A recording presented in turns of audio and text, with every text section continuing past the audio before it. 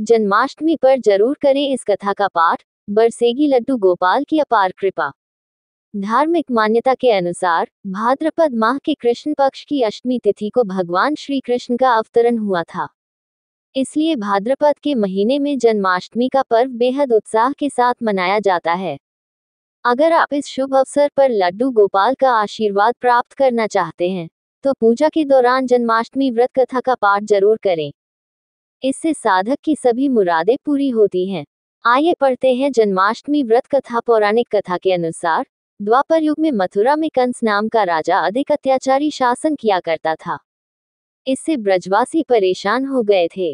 राजा अपनी बहन को अधिक प्यार किया करता था। उसने बहन की शादी वासुदेव से कराई। जिस समय वो देवकी और वासुदेव को उनके राज्य लेकर जा रहे थे, तो उस दौरान आकाशवाणी हुई, हे कंस, तू अपनी बहन को ससुराल छोड़ने के लिए जा रहा है। उसके गर्भ से पैदा होने वाली 8वीं संतान तेरी मौत की वजह बनेगी।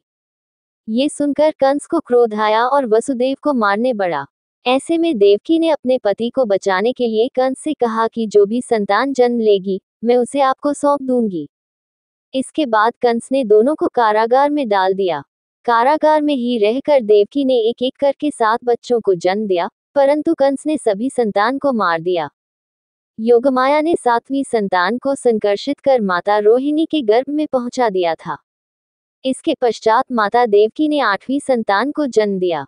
8वीं संतान के रूप में भगवान विष्णु कृष्णावतार के रूप में अवतरित हुए।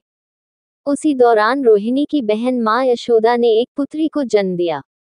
इस बीच देवकी के कारागार में प्रकाश हुआ और जगत के पालनहार भगवान विष्णु अवतरित हुए। श्रीहरि ने वासुदेव से कहा कि इस संतान को आप नंद जी के घर ले जाओ और वहां से उनकी कन्या को यहाँ लाओ। वासुदेव ने प्रभु के आदेश का पालन किया। नंद जी के यहाँ से उनकी नवजात कन्या को लेकर वापस आ गए। जब देवकी के भाई कंस को 8वीं संतान होने की खबर मिली, तो वह तुरंत कारागार पहुंचा और देवकी से कन्या को छीनकर नीचे पटकना चाहा, परंतु वह कन्या उसके हाथ में से निकलकर आसमान की ओर चली गई।